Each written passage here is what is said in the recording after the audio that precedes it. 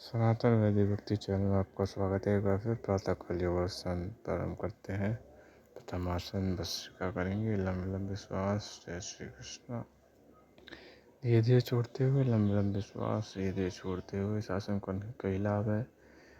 फेफड़े मजबूत होते हैं, श्वसन तंत्र भी मजबूत होता है और श्वास से संबंधित अन्य समस्याएं जैसे दमे की बीमारी और पसलियाँ वगैरह चलना और शरीर से तरल पदार्थ टॉक्सिक पदार्थ भी बाहर निकालता है।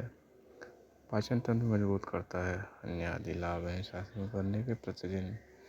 इसीलिए प्रातःकाल करने का प्रयास करें या फिर जब भी समय मिलता है जब करें। प्रियजनों के साथ करें, एकांत में करें, समूह में करें, परंतु करना अति आवश्यक है। करने से ही होगा। धीरे धीरे लंबे लंबे श्वास धीरे धीरे छोड़ते हुए तेज गति से भी कर सकते हैं। अगर अभ्यास अधिक हो गया है तो धीरे धीरे करते जाइए, करते जाइए, करते जाइए। जैसे जैसे करते जाएंगे रक्त संचार भी बेहतर होता जाएगा और फेफड़े भी मजबूत होते जाएंगे। धीरे धीरे करते रहिए, करते रहिए। पीठ को सीधा रखते हुए झुकाना नहीं है। धीरे धीरे करते जाइए, करते जाइए, करते जाइए। लंबे लंबे श्वास धीरे धीरे छोड़ते हुए, लंबे लंबे श्वास धीरे धीरे छोड़ते हुए, लंबे लंबे श्वास धीरे धीरे छोड़ते हुए। करते जाइए, करते जाइए। प्रतिदिन करना है इसी प्रकार।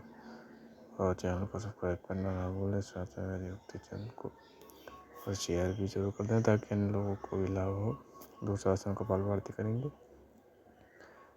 तेजी से सांस लेकर तेजी से छोड़ देंगे। इसमें छोटी छोटी सांसें लेंगे।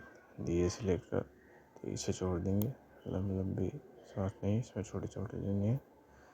तेजी से लेकर तेजी से छोड़ देंगे। एक क्रम में लेते जाएंगे, छोड़ते जाएंगे, लेते जाएंगे, छोड़ते जाएंगे, लेते जाएंगे, छोड़ते जाएंगे, लेते जाएंगे, छोड़ते जाएंगे, लेते जाएंगे, छोड़ते जाएंगे। इससे भी फेफड़े मजबूत होते हैं, मधुमेह भी दूर होता है, पाचन तंत्र भी अच्छा होता है, संचार भी बेहतर होता है और भी अन्य आदि लाभ हैं इसके। प्रतिदिन इसी प्रकार करते जाइए, करते जाइए, करते जाइए। हाई बीपी वगैरह भी अगर आपको रहता है तो वो भी कम होता जाएगा। उसके बाद अनुलोम विलोम करेंगे। दाहिने से लेकर बाएं से छोड़ देंगे, दाहिने से लेकर बाएं से छोड़ देंगे। इससे भी श्वसन तंत्र मजबूत होता है, फेफड़े मजबूत होते हैं, सर में दर्द दूर होता है। थायराइड, हाई बीपी, हाइपरटेंशन जैसी रोग भी आपके दूर हो जाते हैं, भागता भी बढ़ती है। प्रतिदिन इस चैनल के सनातन वैदिक भक्ति चैनल के माध्यम से देखने के लिए सब्सक्राइब जरूर करें। प्रतिदिन करने से ही लाभ होगा। एक सांस से लेकर एक से छोड़ देंगे, एक से लेकर एक से छोड़ देंगे। धीरे धीरे मध्यम गति से यदि इनका अभ्यास बन गया तीव्र गति से भी कर सकते हैं। करते जाएंगे, करते जाएंगे। प्रतिदिन धीरे धीरे करते जाएंगे, करते जाएंगे, करते जाएंगे। इसी प्रकार करने से आपको बहुत लाभ होगा और दैनिक दिनचर्या के कार्य भी आप स्वतंत्रता से कर पाएंगे। उसके बाद दोनों हाथों को घिसते हुए आँखों पर रखेंगे। केवल ढकना है। मैं एक बार फिर बता रहा हूँ, हर वीडियो में यही बताता हूँ कि ढकना है केवल 30 सेकंड तक। उसके बाद हटाकर कान पर हाथ रखना है। 30 सेकंड तक रखे रहिए। इससे आँखों की जो लाभ होगा। धीरे से डालेंगे, फिर उसके बाद गर्दन को घुमाएंगे। पहले दाईं ओर फिर बाईं ओर, धीरे से घुमाएंगे। दाईं ओर फिर बाईं ओर, धीरे धीरे। गर्दन की नसनाड़ियाँ भी मजबूत होंगी इससे करने से, क्योंकि एक ही अवस्था में काम करने से आपके गर्दन इत्यादि में जो दर्द होता है वो कम होगा। कंधे भी आगे की तरफ घुमाएंगे फिर पीछे की ओर। इससे भी कंधों में जो दर्द होता है वो भी कम होगा और कंधे खुलेंगे, आपके नसनाड़ियाँ खुलेंगी। अब तो बहुत ठीक प्रकार से होगा। इसीलिए धीरे धीरे करते जाइए। प्रभु को प्रणाम करिए। उसके बाद योग ध्यान करेंगे। लंबी सांस लेकर एक केंद्र बिंदु की ओर ध्यान करते हुए ध्यान करेंगे। प्रभु का ध्यान करते हुए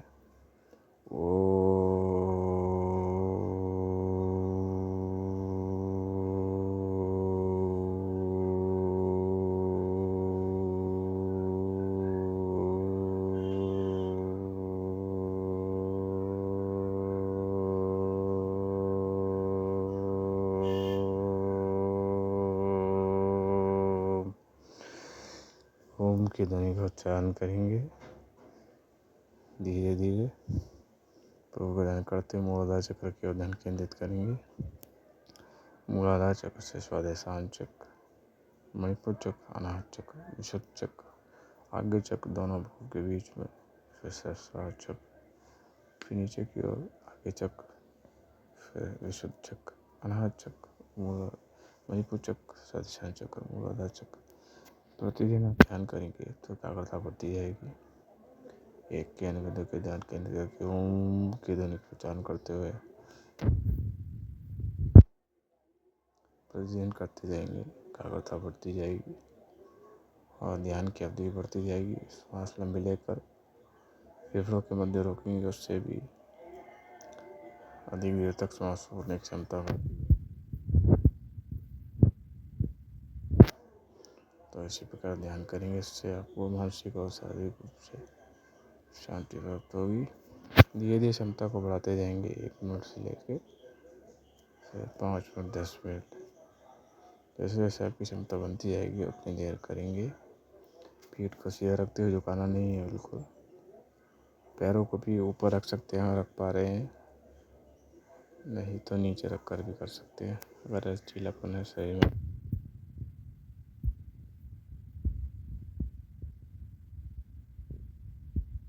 करते हैं सभी चिंता को त्याग करते हुए योगासन करेंगे। कुछ और अन्य विचार नहीं सोचना है, धीरे धीरे करते जाएंगे, करते जाएंगे। ओम की ध्वनि का उच्चारण करते हुए, ओम ध्यान करते हुए, ओम शिवाय, ओम,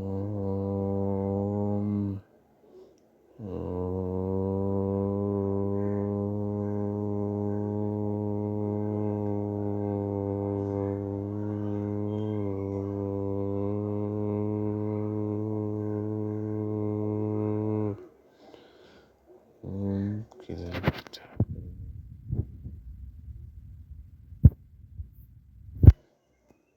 चक्र की ओर ध्यान केंद्रित रखेंगे।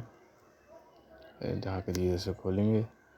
उसके बाद पैरों को आगे की तरफ फैलाते हुए पंजों को ऊपर नीचे करेंगे, घुमाएंगे। कलाई भ्रमण से कलाई इत्यादि में दर्द होता है वह कम होगा। पंजे ऊपर नीचे करने से पीठ इत्यादि में दर्द होता है वह भी कम होगा, आपको लाभ होगा।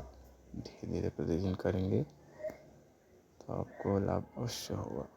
उसके बाद हाथों से पंजों को छूने का प्रयास करेंगे, इससे शरीर में लचीलापन आएगा। लचीलापन भी बहुत आवश्यक है शरीर में।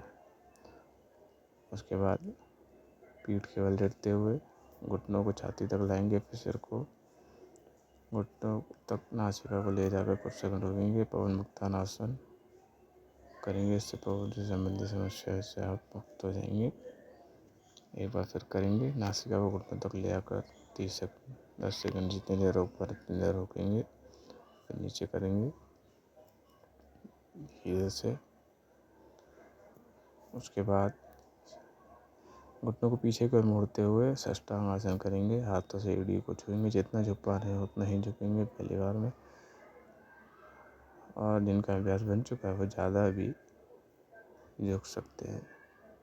जितना झुक पा रहे हैं उतना ही झुकेंगे। दोबारा से करते हैं, जैसे पीछे की ओर जाएंगे, पीठ को झुकाएंगे, झुकाएंगे झुकाएंगे, जितना झुक पा रहे हैं उतना ही झुकेंगे, जितनी क्षमता है उतना ही झुकेंगे। उसके बाद पैरों को सीधा करते हुए हाथों को पैर पर रखते हुए घुटने मोड़कर सीधा करने का प्रयास करेंगे बिल्कुल। दोबारा करेंगे, प्रतिदिन करेंगे, अभ्यास बनता जाएगा। उसके बाद हाथों को मोड़कर घुटने सीधे करेंगे, सिर को नीचे झुकाते हुए। 10 नाड़ियों में थोड़ा ठीक होगा। इसी प्रकार वीडियो देखने के चैनल को सब्सक्राइब करें। जय श्री कृष्ण, राधे राधे।